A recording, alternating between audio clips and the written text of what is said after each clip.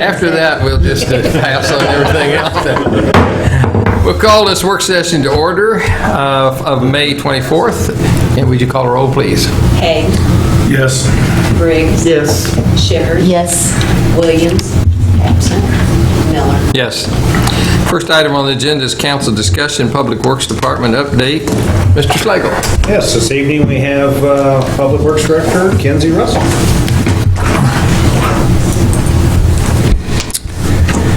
Thank you. We do have a little PowerPoint here, and I have a few notes to go along with it, so if you'll pardon me for looking down occasionally instead of staring you in the eye.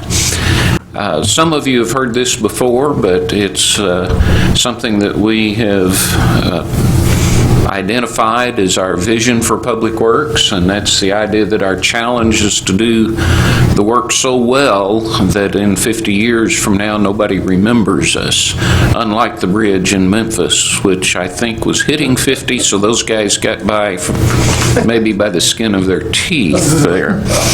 But the days of unskilled labor for Public Works are really gone. We require CDLs, wastewater certificates, other technology that's in use, whether it's the wastewater plant or with a piece of equipment, all lead to some level of skill that's necessary. And I think that's one of the long-held maybe beliefs that it's difficult to overcome, is the idea that a public works worker is just a maintenance guy with a shovel, and that just isn't true anymore. Are we rolling or clicking? Either one. Well, the click doesn't work. A roll does. Okay. With our Public Works Department, we have 3 divisions: the Street Division, Wastewater, and Engineering. Currently, we have 1 position open in Wastewater. It's been open since Christmas, and we have received 0 applications to date. We also have 1 wastewater employee that is on military leave. We're hoping to get him back in October. He will have been gone for 12 months. So we have been working with a short staff and a short crew.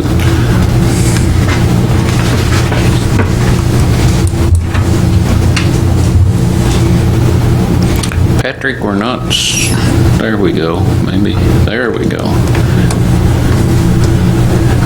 Our street division consists of a superintendent, a mechanic who services all of the city's fleet, not just Public Works, but all of the divisions, and 7 maintenance workers. We do borrow from other divisions. For instance, when we do snow removal, it takes 4 people on 12-hour shifts, so 8 people, so we borrow a man from wastewater to help. We also provide assistance to other departments from time to time, and they return the favor and help us when we need additional manpower. Some of the things that we did in the last calendar year, we have 80 miles of street that we maintain, and that maintenance includes several activities. We also reconstructed the North Clark sidewalk. We put the sidewalks under the railroad track on Muldrow just this year.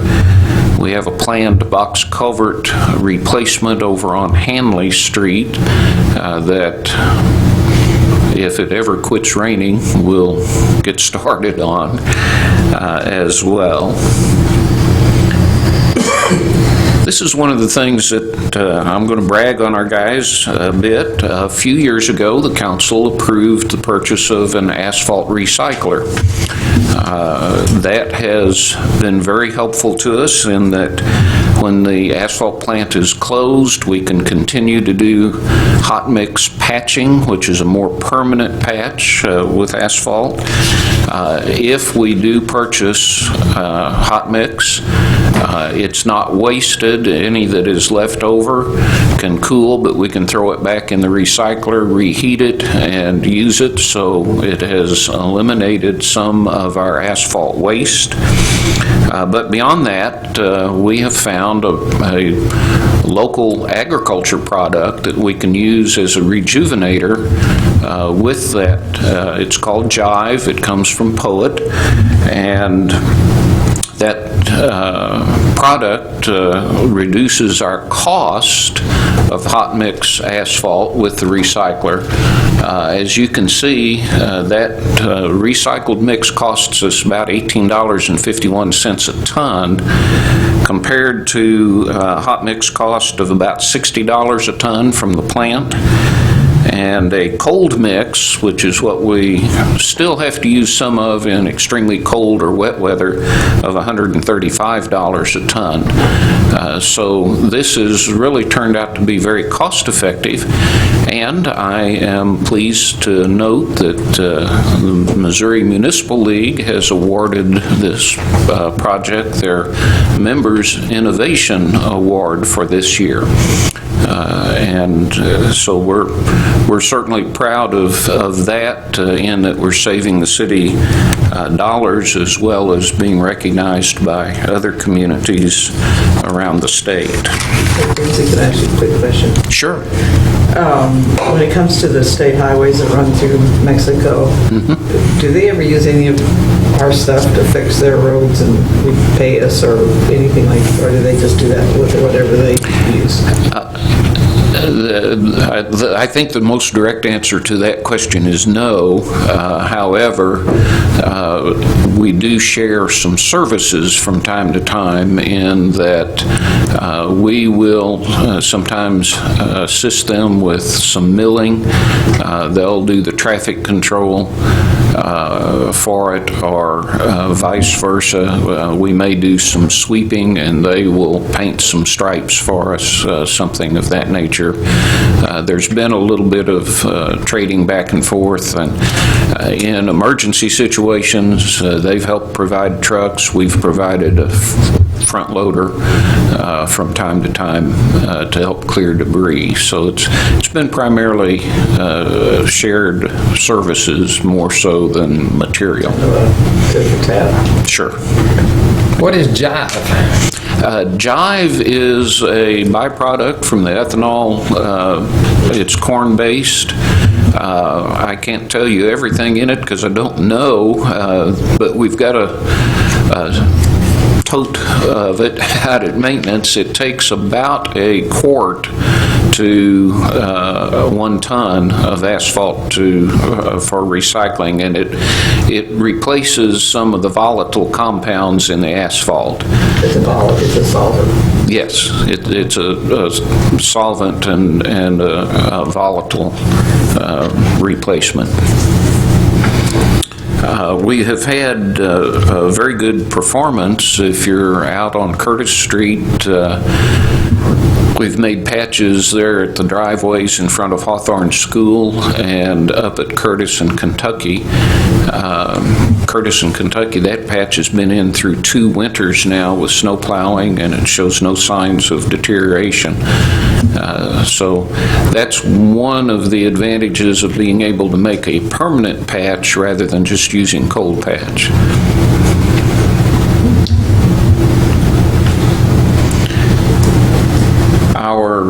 This is our shed for our salt storage. As I mentioned, we do go to a 12-hour shift. We have 4 plows and the snow pusher. We do use the road grader out at the airport. That 100-foot wide runway piles up even a few inches of snow, makes a pretty big windrow to try to push with our smaller trucks. We used about 75 tons of salt this past winter. We have purchased replacement for that. We saw prices going up and felt like maybe we needed to make a purchase now rather than later. I believe we purchased that for $78 a ton, I believe, which is about the same price that we had last year for it. The The cinders that we use come from Thomas Hill.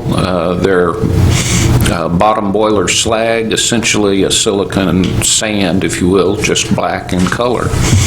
We do test those for heavy metals each year, just in case there's a question and about it, whether it's from a stormwater and pollution standpoint or somebody questioning health or anything else. So they essentially have zero heavy metal in them: mercury, cadmium, selenium, those things. We do use brine in our snow removal.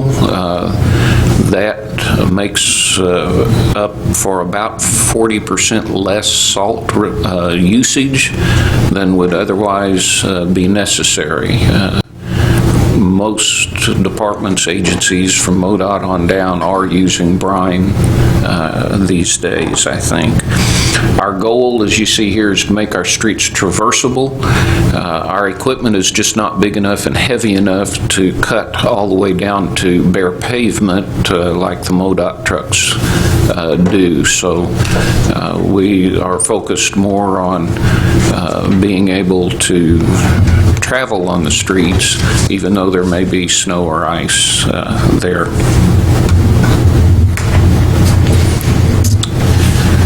We do maintain traffic signs around town. We've inventoried 3,000 plus signs. We have one person that is assigned that maintenance. We do make signs for ourselves, buy the materials and make them out at maintenance. There are a few signs that are complex enough that we purchase the entire sign, but for the most part, most of the traffic signs are made in-house.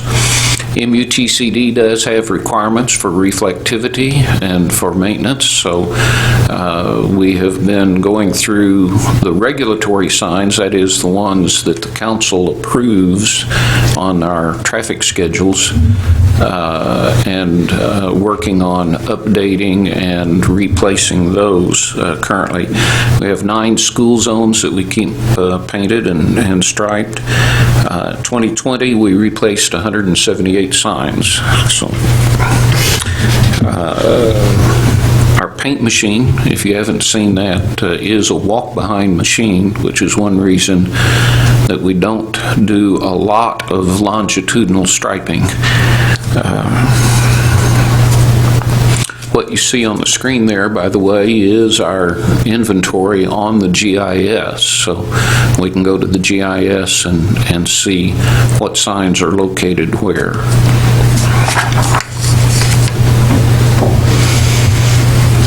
Our wastewater division, we have 1 superintendent, 6 maintenance workers. As I mentioned, we have an open position and 1 on military leave.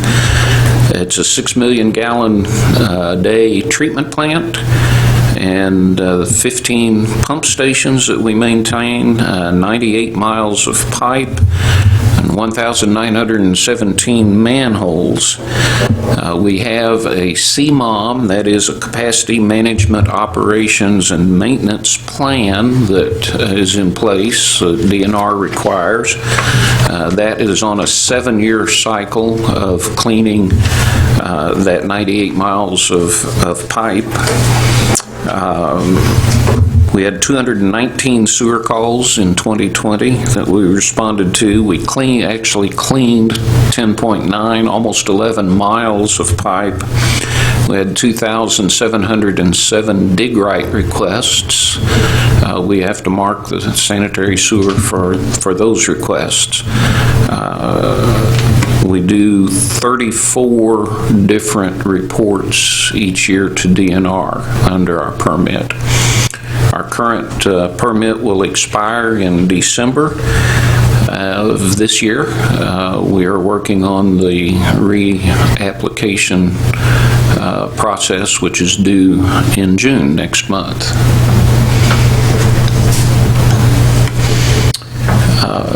In 2020, we replaced 300 feet of 6-inch line that had deteriorated. We put it back with 8-inch. We made 22 spot repairs. Our collection system has a lot of 6-inch line in it, which is somewhat unusual since 8-inch is the minimum size.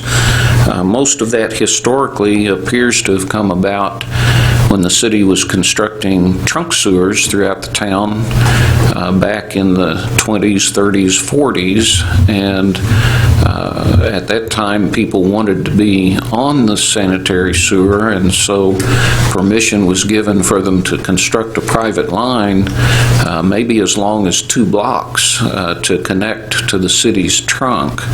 And then eventually many of those lines came under city maintenance.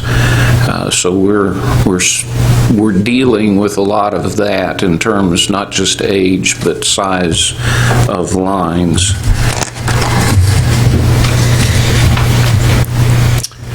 Sump pumps, we did a hydraulic study that was completed last year, and that showed that we had I&I problems with as much as a 5 to 16 multiplier when it rains. If the flow was 100 gallons per minute and it rains 1.5 inches, we may have 1,600 gallons per minute in some parts of the system. That's inflow, probably coming from downspouts, from foundation drains, and from sump pumps. There may be some interconnections, accidental or otherwise, with our storm system. We do some smoke testing to try to locate those. We have found some of those spot repairs that we make each year relate to the I&I problem. It's an ongoing problem we're trying to address. We're hoping that with the ability to get back to full manpower, we'd be able to actually put more man hours towards this issue. In the meantime, we have to just rely on the public, and many people have come forward and said, hey, I've got a sump pump, and through the council's budgeting process, we do have a few dollars to help them disconnect that and provide a bit of financial incentive for it. And so we have removed, I think we took 4 offline in 2020 total since we began the program. I believe we've taken 9 or 10 sump pumps offline.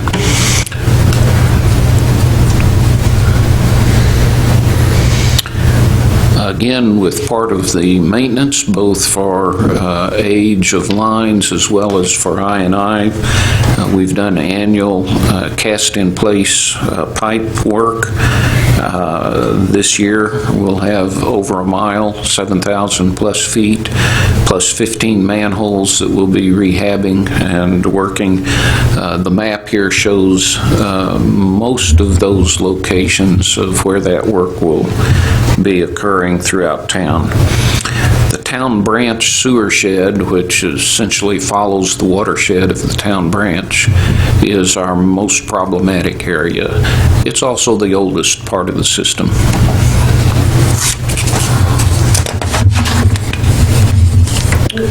Another aspect of wastewater is the industrial pretreatment program. The permitted industries are listed there. We've been working on revising the headworks loading allocation.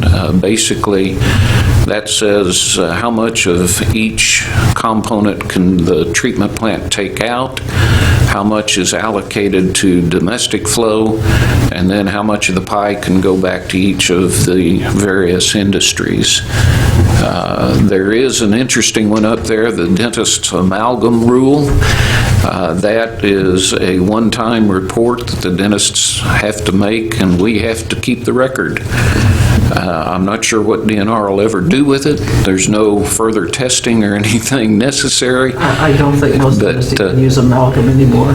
It is going away. I'm certainly aware of that. The reason it's harmful, and you know this, I'll explain, is because of the mercury content. Right, right. It's filling material. Right. The metals, the mercury particularly.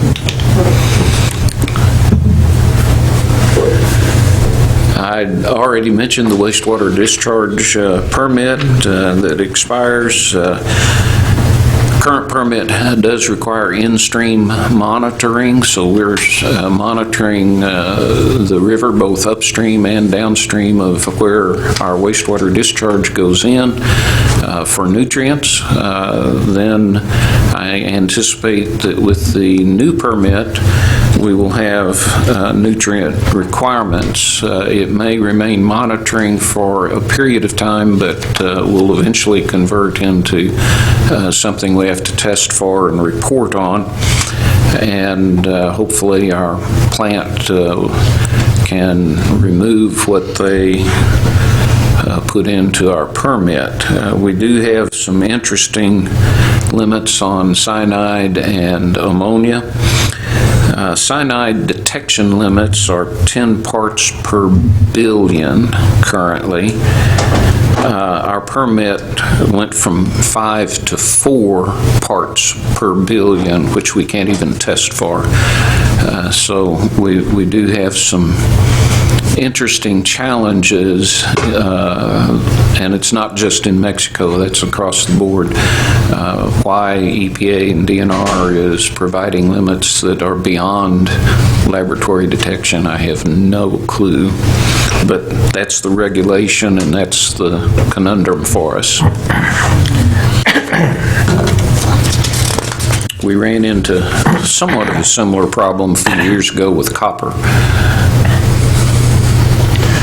Our engineering division consists of myself and Drew.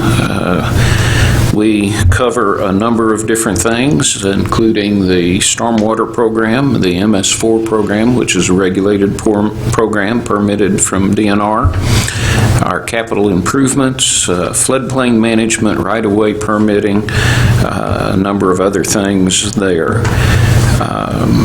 We do apply for grants and grant funding. As you all may recall, we used TAP grants, transportation enhancement monies for Muldrow Phase 1 sidewalks. We did apply for Phase 2, and we're unsuccessful in that application, at least on the first go-around.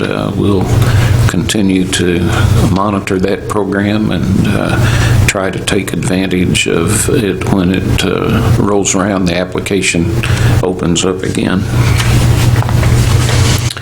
On our stormwater program, we do have 14 permits currently around town, permanent permits that have to be inspected annually, land disturbance permits, which would be active construction projects that are over 1 acre, are to be inspected after significant rain. So there is a fair amount of manpower hours that go into the stormwater program, and that will only grow as economic development in town grows.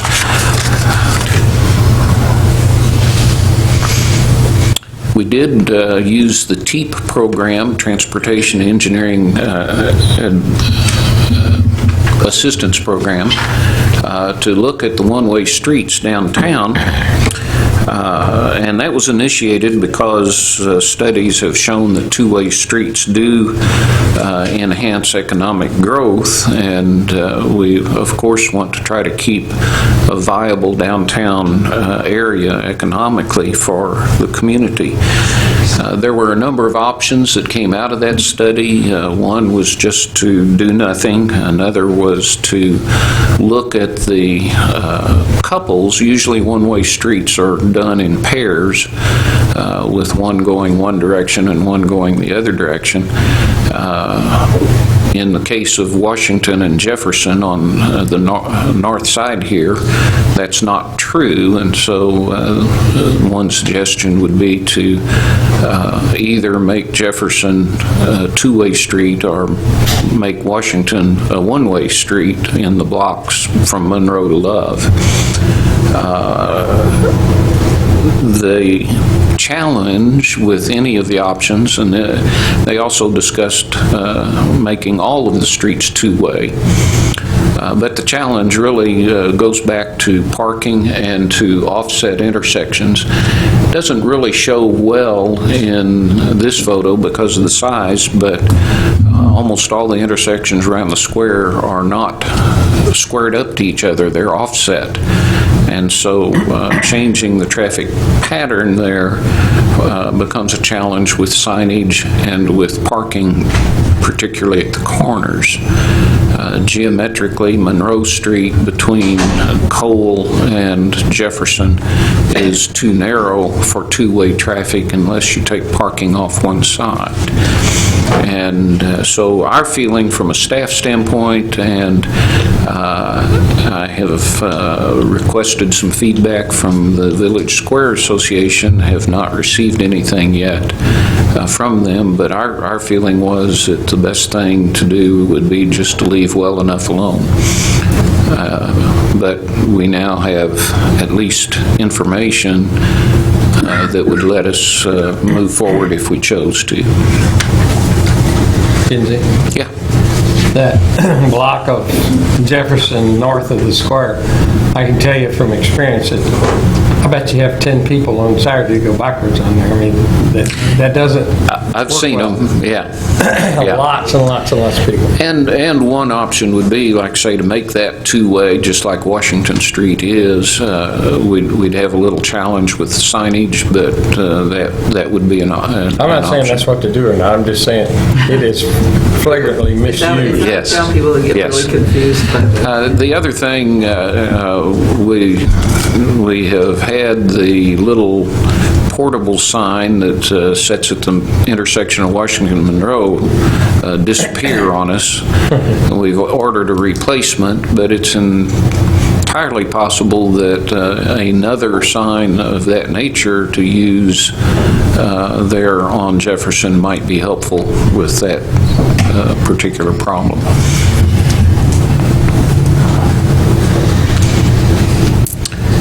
Just a note about some of the capital projects this year. This lists some of them. The Lakeview Spillway work, engineering began. They were in town last week doing some survey work. Smiley Lane is run up against a bit of an obstacle, may get cleared away, but Cerro Copper owns all of the land, and thus far they seem reluctant to provide right-of-way for the extension there. Again, that's still in progress, might change, but it has been kind of like running through molasses, pretty slow going with them. We also have engineering going forward on the diffuser replacement. Council just approved that contract, I think, at the last meeting. Our CIPP work is underway. They've been cleaning and TVing the lines for that. My last note here is just a note that in any community you have to take care of the roads and the commodes in order to promote economic development. And with that, any questions that the council might have? Questions? Thank you, Mr. Nice presentation. Next item, other business consideration of future discussion items. Mr. Schleck.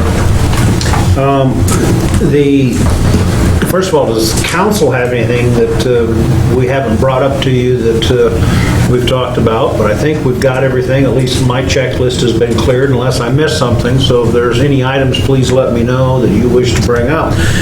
But otherwise, June, we will not do a work session because we'll be into budget shortly thereafter, and some of those meetings will take a lot longer. So we'll store the time up for that one, unless you have something. But so my checklist has been cleared from requests that you've had, but if there's something, let me know. I don't think I'll be here on the June 13th meeting.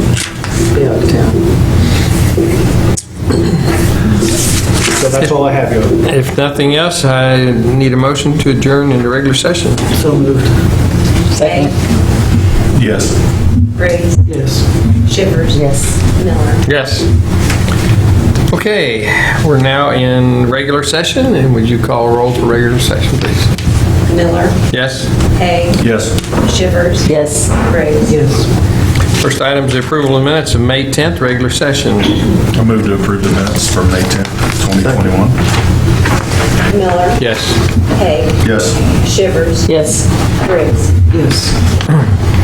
New business, bill number 2021-33, an ordinance accepting the stormwater maintenance agreement from the East Central Missouri Behavioral Health Services Incorporated. 2 readings by title only and passage. Mr. Slagle. Yes, Your Honor, as a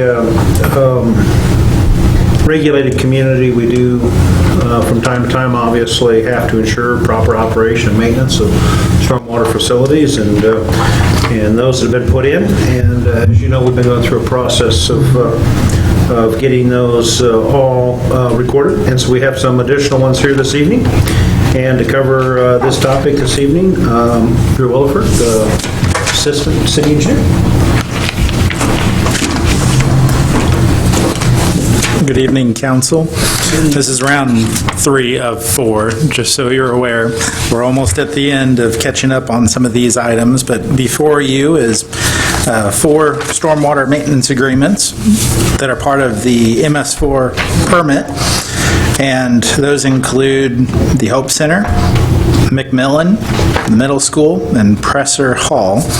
Those 4, you'll notice some of those dates are pretty far back there, in particular the Hope Center in 2015.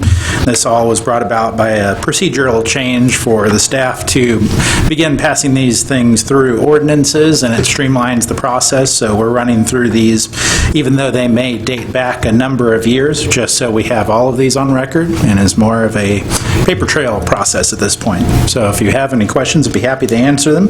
Otherwise, we'd recommend proceeding with 2 readings by title only, and this will cover all 4, but we'll have to go through Have to go individually. Yep. Questions?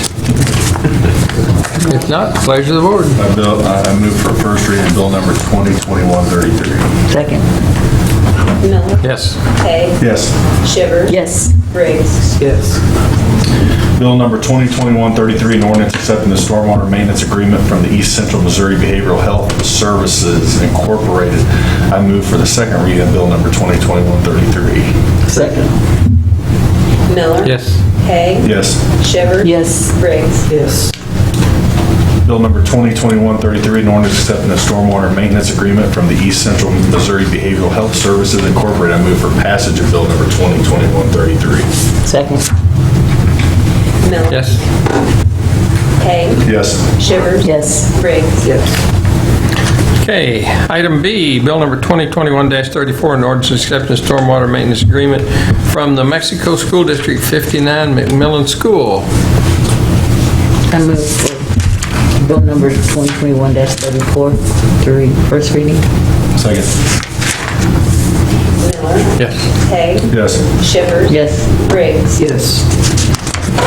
Bill number 2021-34, an ordinance accepting the stormwater maintenance agreement from the Mexico School District number 59 McMillan School. I move for second reading of bill number 2021. Second.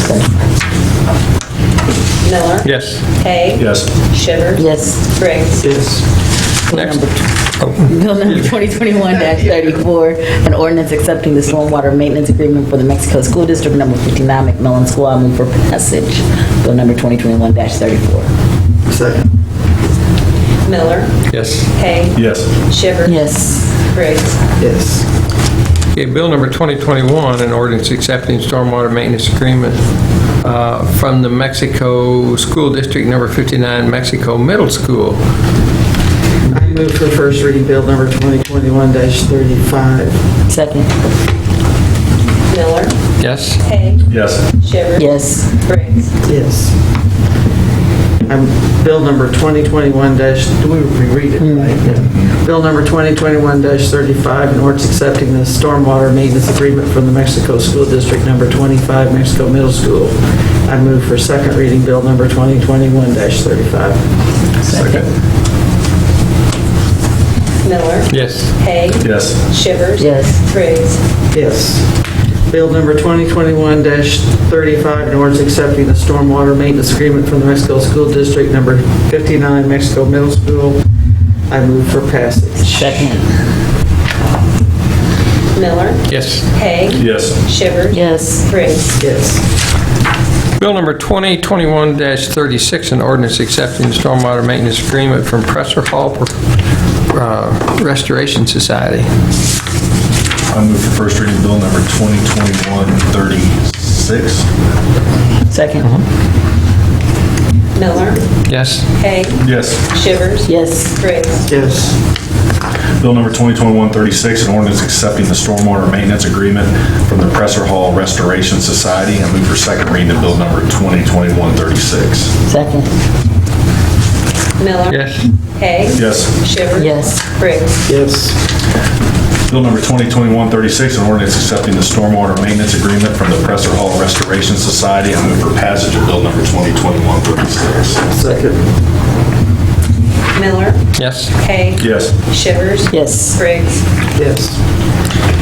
Item E, Bill number 2021-37, an ordinance amending Chapter 38 Traffic and Vehicle, Article 10, Schedule of the Mexico City Code by adding Schedule 25, School Zone. 2 readings by title only and passage. Mr. Schlegel. Yes, Your Honor. We go through the process of making sure we're updating and synchronizing our what's in the field as well as what's on our schedules on the books. And this is one of those that we need to do an update on, and to cover the details of what we're dealing with here. Drew Williford, Assistant Senior.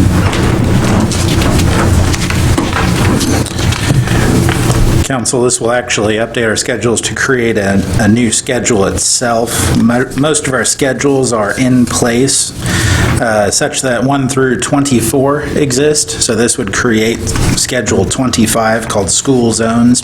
And this also sets up a process then for coming before council with any new school zones or the elimination of school zones, because it's now part of the official traffic schedules. So what Engineering or Public Works is proposing would be to add the attached school zones to schedule and create Schedule 25 as part of this process.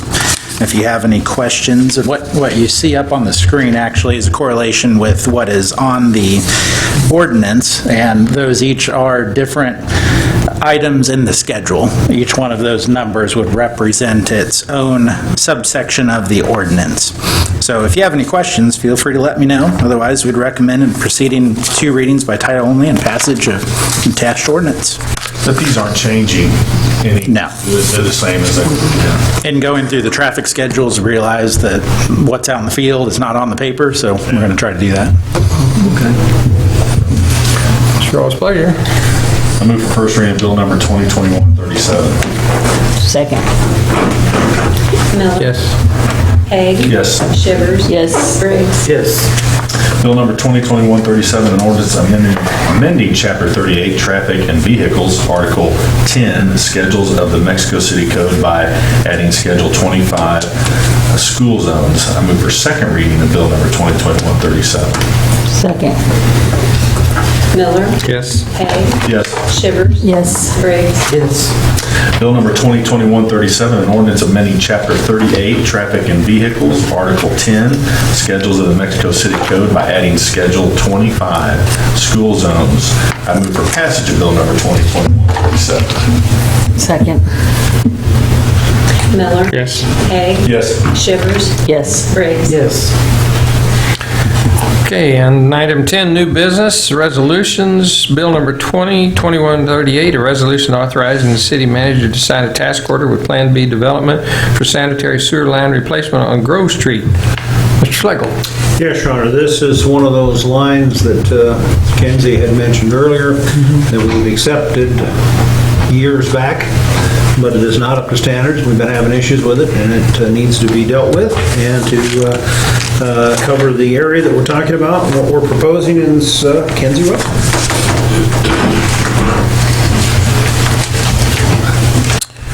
This is an existing 4-inch line that is on Grove between Heisey and Breckenridge.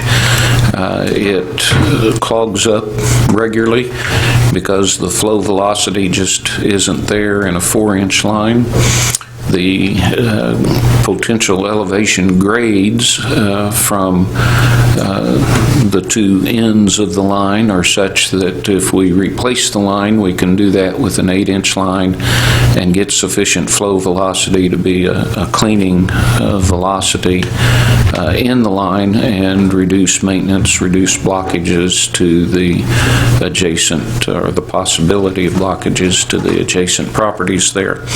And we got a proposal from our on-call contractor of $23,195. The budget does have sufficient funds in our collection system replacement line item to cover it, some $73,000 available there.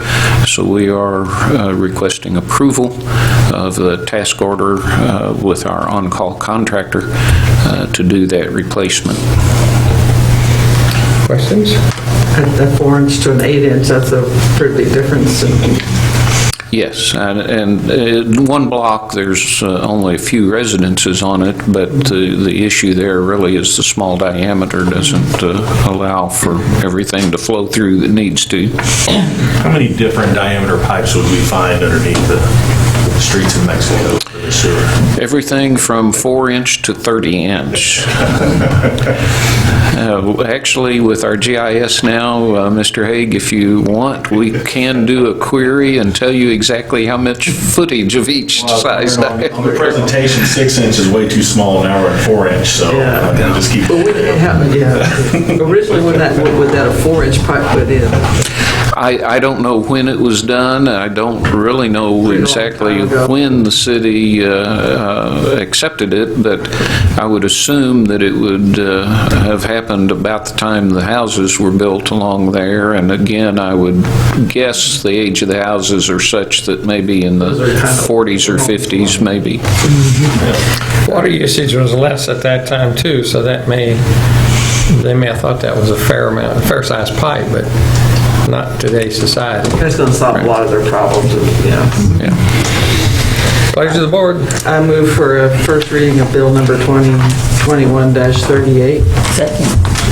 Miller, Yes. Peg, Yes. Shivers, Yes. Briggs. Yes. Bill number 2021-38, resolution authorizing the city manager to sign a task order with Plan B development for sanitary sewer line replacement on Grove Street. I move for passage. Second. Yes. Miller, Peg, Yes. Shivers, Yes. Briggs. Yes. Bill number 2021-39, a resolution authorizing the city manager to execute an agreement with the Mexico J.C.'s for requested funding for the Mexico tourism tax, from the Mexico tourism tax. Mr. Schlegel. Yes, Your Honor, the Tourism Commission has met and has made a recommendation for you to consider, and to cover their recommendation, Roger Haynes. Good evening, Council. The Mexico Tourism Commission met on Thursday, May 20th, and as part of that meeting, they reviewed an application presented by the Mexico J.C.'s for their 2021 Soybean Festival to be held Fridays, August 27th, and Saturday, August 28th. The Mexico J.C.'s requested $5,500 to cover advertising, and the Commission recommends $5,500. Therefore, staff recommends that Council concur with the Tourism Commission's recommendation and proceed with reading by title only and passage of the attached resolution. I move for first reading of bill number 2021-39. Second. Miller, Yes. Peg, Yes. Shivers, Yes. Briggs. Yes. Bill number 2021-39, a resolution authorizing the city manager to execute an agreement with the Mexico J.C.'s for requested funding from the Mexico tourism tax. I move for passage of bill number 2021-39. Second. Yes. Peg, Yes. Shivers, Yes. Briggs. Yes. Bill number 2021-40, a resolution authorizing the city manager to sign change order number 1 with Missouri Petroleum Products Company for the 2021 chip seal project. Mr. Slagle. Yes, Your Honor, as council remembers, we took bids on a number of different street projects, and we got really good bids. And so now this change order gives us the opportunity to do some more streets because of the pricing that we got. And therefore, to cover what we are considering on this chip seal project, Drew Wilford.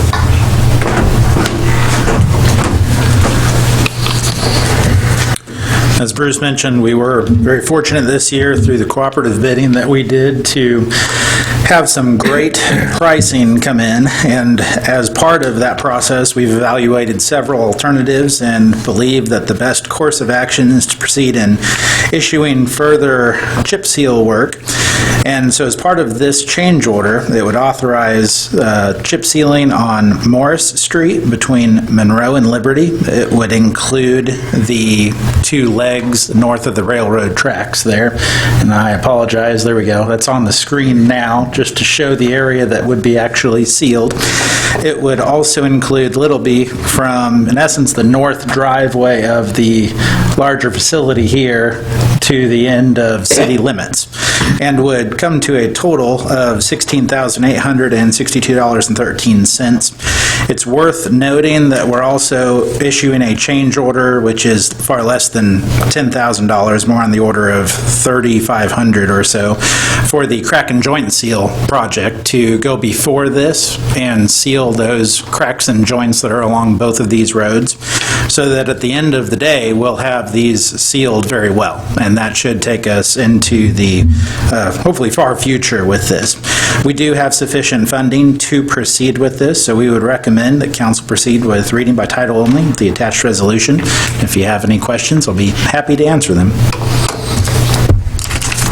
I move for first reading of bill number, or I move for the reading of bill number 2021-40. Second.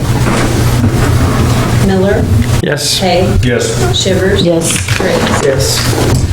Bill number 2021-40, a resolution authorizing the city manager to sign change order number 1 with Missouri Petroleum Products Company for the 2021 chip seal project. I move for passage of bill number 2021-40. Second. Miller. Yes. Hay, Yes. Shivers. Yes. Briggs. Yes. I move for payment of the claims. Second. Miller, Yes. Hay, Yes. Shivers. Yes. Briggs. Yes.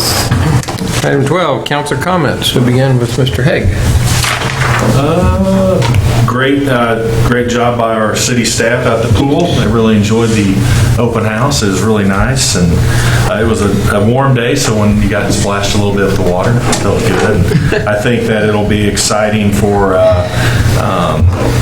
just the zero entry and all that will be really good for the young kids out there. I'm excited to see it. Hopefully have a good turnout tomorrow with the sign up, and hopefully everybody gets out there. Graduation the other night. Congratulations, Mayor Miller, on your distinguished graduate award. So well deserved, and nothing. I guess. My last day of school is tomorrow, so that's good. That's fun. So, have a day. That's all I got. Ms. Briggs?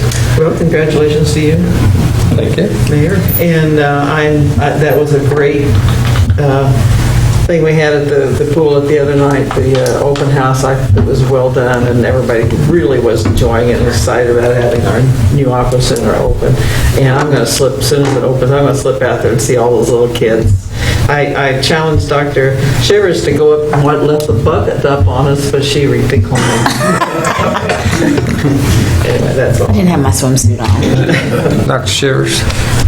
Just like everything, I think the chamber did an excellent job with city staff on the open house. It was great seeing Westport Pools and the member from the LifeLock flooring there, because that shows just how important that this has been to our community and what we're bringing forth.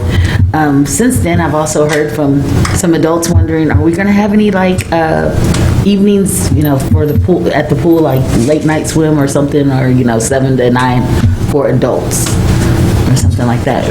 Yeah, And what that would entail. those are generally considered programming events, so there'll be some planned. Exactly how they form up, I'd have to ask Brooke what she has planned when. And did they ever, I know I mentioned it to you before about the the family passes, you were talking about the booklets of the 10 packets. Have they come up with an idea about how many, when they would get a discount on the discounted 10 book? Like if somebody wanted to purchase 100 or, a family who didn't want to buy 3 season passes or something for the individuals.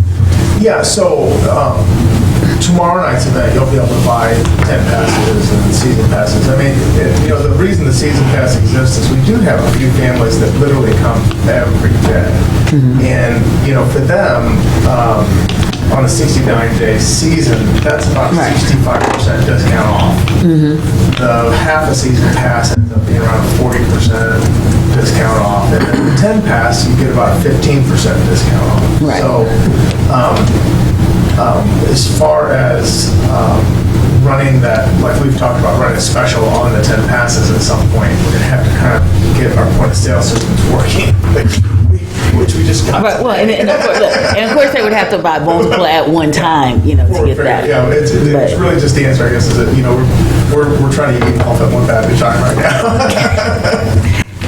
This one, and we're all excited. It was good to see that there's a lot of, neighboring things. And just one last thing, the other week I was at a funeral, and one of the officiant of the funeral commended our Mexico Public Safety on the job that they do, because like they said, a lot of times you don't get that type of respect and help on those type of occasions. So I just thought that was worth noting. Great job. Mr. Slagle.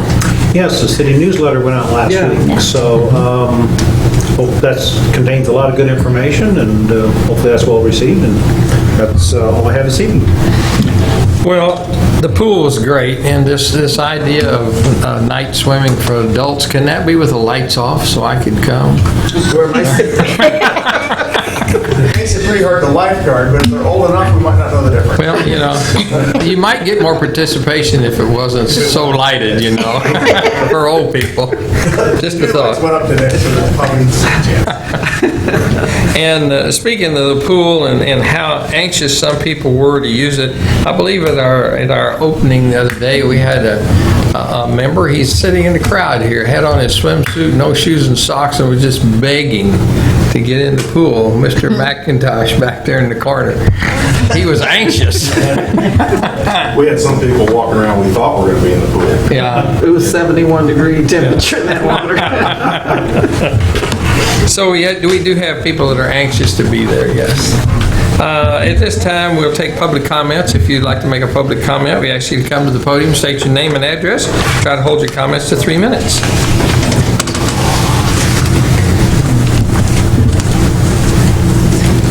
Hi, Joshua Price, and I live at 116 Mary Street. And I was curious, when was the last time you guys had to go get assistance for your heating and cooling, or any type of help in that way? We had to go get a... Yeah, like when was the last time any of you guys have had to get help in that matter? Well, I've had it a couple times this year. You mean like assistance, like having... Like just going to the help center and getting your heating bill paid for the month. Oh, I did not. I'm sorry. What you're talking about. That's what I thought. I know that's kind of a personal question for the members of the council. I'm not sure that they really want to answer that personally, but I'll let them decide if they do. So the increase in pool admission fees, they don't really affect you guys, right? Like that's not a big deal to you guys. Of course it's a big deal. We're the ones that set them. Yeah, I mean, We care about the community. Yeah, it's a big deal. Because in the last 2 years, you've raised, or not in the last 2 years, in the last couple of years, you've raised admission fees twice. You've created a new local tax for us to pay, increasing our tax burden, and then made it cheaper. It was made cheaper to operate by reducing the amount of staffing needing for the lifeguards. And, you guys are aware that, our school district, they receive free lunches, right? And what happens with that, right? I mean, some of you guys are teachers, so I'm assuming you know. What it is, that like 40% of our school district has to have some sort of government assistance. Is that about right? I'm not quite sure. I mean, it'll vary because some people don't sign up for it, but I know they give everybody free lunches, no matter if they need assistance or not. Yeah, we qualify for that as a community because of the poverty level within our area. As do many other communities. Yes, absolutely. And then that's why I'm trying The to... other communities with the same pool prices that we have. And then, during the remote learning, honestly, it was a big surprise. Did you know our school district actually ran out of hotspots to give kids during remote learning when they couldn't, be at school during COVID and all that? So, I mean, our community is really kind of, I would say there's a lot of people struggling out there in our community. Okay, we appreciate the thought. We'll put this on our thought patterns. and see what we Thank can- you. Thank you. Anyone else? If not, I need a motion to adjourn. So moved. Second. Miller. Yes. Kay. Yes. Shippers. Yes. Yes. Okay.